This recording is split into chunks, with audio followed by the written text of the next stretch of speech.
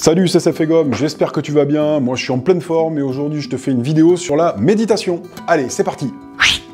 Il y a 4 ans de cela, je découvre la méditation. 2 origines à ça. La première, c'est que je vis une période de ma vie très compliquée dans laquelle j'ai quelque chose à affronter qui me génère énormément d'émotions. Et je cherche un moyen à cette époque de gérer et de canaliser ces émotions-là. Ben ouais, il y a des moments dans la vie où c'est plus compliqué que d'autres, et là, c'était le bon moment apparemment très positif pour moi pour découvrir la méditation. La deuxième cause, c'est un ami que j'aime énormément, qui découvre le bouddhisme. Et moi qui suis de naturel très curieux, comme c'est quelqu'un qui aime partager ses expériences, on a passé beaucoup de temps à discuter sur le bouddhisme, ce que c'est, et autour d'une grande pratique qu'il y a dans le bouddhisme qui s'appelle la méditation. Alors ces 2 facteurs ont fait que j'ai commencé à méditer vraiment intensément en faisant 5 minutes par jour. Et je vais te parler aujourd'hui de 2 méthodes que j'ai utilisées et que j'utilise encore pour mes méditations tous les jours. Première méthode, la méditation guidée. Alors le principe de la méditation guidée, il est ultra simple. Il y a quelqu'un qui te parle et toi t'écoutes. Alors ce quelqu'un, il peut prendre différentes formes. Soit c'est en séance et en présentiel,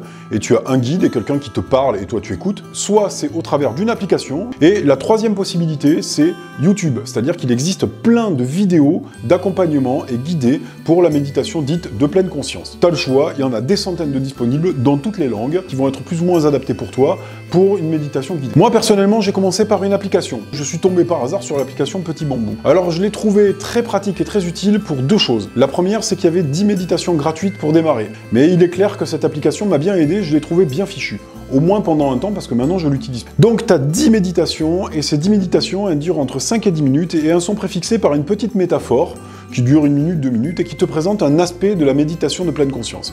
Moi qui découvrais le monde de la méditation, j'ai trouvé ça très intéressant, et ça m'a permis en fait de mettre le pied à l'étrier. Et le deuxième aspect, ça me permettait d'avoir une traçabilité sur les méditations que je faisais et le temps que j'y passais. Et pour moi, la traçabilité, les indicateurs, c'est très important pour pouvoir suivre mes progrès. Alors pour pratiquer, c'est très simple, tu prends ton téléphone ou tu prends ta tablette, t'installes ton application, donc Petit Bambou ou une autre appli, tu trouves un moment de calme, de toute façon ils te guident et ils te disent comment tu dois t'y prendre, et puis t'écoutes, voilà, et tu suis ce qui t'est expliqué dans cette application. Moi personnellement, ce temps-là, je le prenais le soir, c'est-à-dire 5 à 10 minutes, juste avant de me coucher, c'était un moment de calme où j'avais pas mes enfants qui m'appelaient, qui disaient papa, papa, papa, papa, papa, et qui me permettaient de pouvoir me concentrer 5-10 minutes sur quelque chose avant de m'endormir. La deuxième chose, la méditation sur le souffle. La méditation sur le souffle, c'est le grand classique de la méditation de pleine conscience. Le principe de la méditation de pleine conscience, c'est de te réapprendre à être ici et maintenant. Alors ça paraît curieux, mais pourtant, du moment où tu te réveilles le matin jusqu'à ce que tu te couches le soir, ton cerveau passe son temps à générer des idées sur lesquelles tu vas avoir plus ou moins d'attention. Et parmi ces idées, en fait, tu passes énormément de temps soit à revivre le passé ou à imaginer le passé, soit à fabriquer l'avenir. Et une fois ce constat fait, on remarque en fait qu'on passe très peu de temps dans le présent.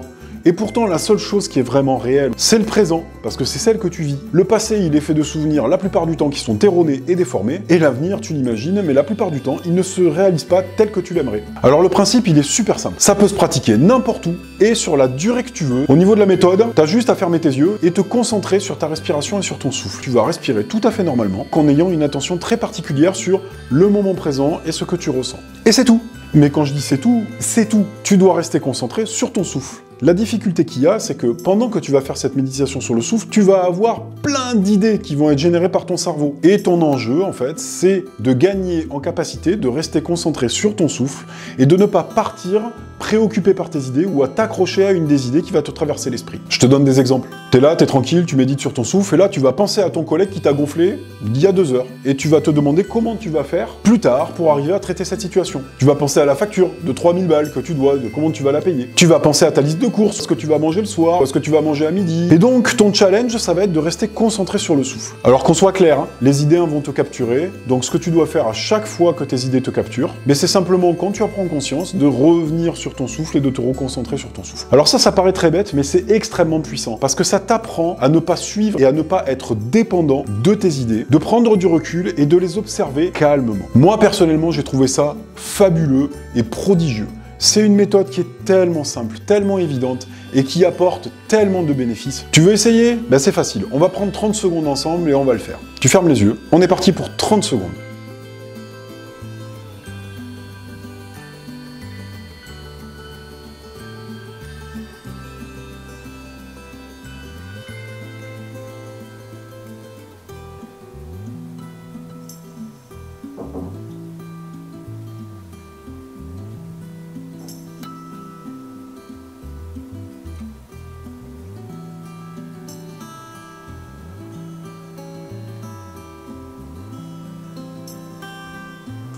Et voilà, 30 secondes. Alors l'idée en fait, c'est que tu entraînes ton cerveau. Et tu peux le faire n'importe quand tu fais la queue, pendant que tu fais tes courses, chez toi, alors que ta femme est en train de te parler, au boulot, alors que tu es en réunion, à n'importe quel moment, quand tu te couches le soir, quand tu te lèves le matin, quand tu es en train de manger tes céréales, prendre juste 30 secondes, 15 secondes, 45 secondes, 1 minute et te concentrer sur ton souffle. Ça permet de prendre du recul et ça entraîne ton esprit, comme un muscle. Et ça t'entraîne à quoi? Ça t'entraîne à déconnecter de tes idées inquiétantes, de tes angoisses, de tes émotions. De telle sorte qu'une fois que tu as pris l'habitude d'être dans ce calme et dans cette sérénité, chaque fois que tu vas rencontrer un événement un petit peu difficile pour toi, simplement en te concentrant sur ton souffle, tu vas être en capacité presque immédiatement de prendre du recul et de laisser glisser les choses sur toi. Alors pour la méditation sur le souffle, si j'ai un tuyau à te donner, c'est commence petit. Ça, c'est ce que je fais, ce que je pratique et ce que j'aime, c'est la méthode des petits pas ou la méthode Kaizen. L'idée, c'est que c'est pas la peine de te dire demain je vais méditer 1 heure. Parce que clairement, si tu arrives à méditer 1 heure, super, il y aura challenge, ce sera tellement déconnecté par rapport aux habitudes que tu as que ton cerveau il va te dire bon écoute, t'es gentil, mais demain,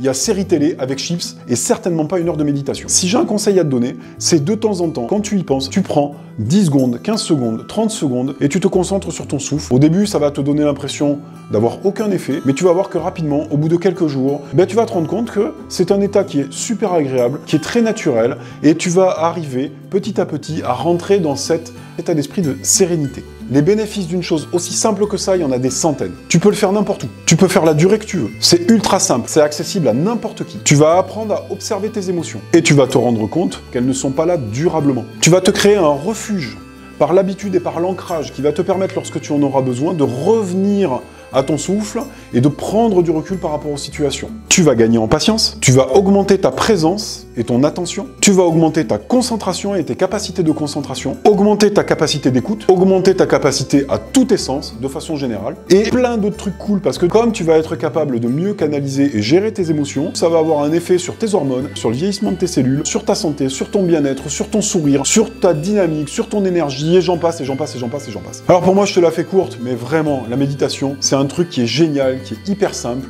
et ça devrait être enseigné à l'école. Je ne comprends pas comment on a pu m'enseigner les mathématiques, l'histoire et la géographie, et que l'on n'ait pas pu m'enseigner à l'école à méditer. C'est tellement simple, et ça me paraît tellement utile, bon sang, que j'espère que ça va devenir généralisé, et que tout le monde pourra accéder à cette simple pratique, qui pour moi amène de la paix, quoi.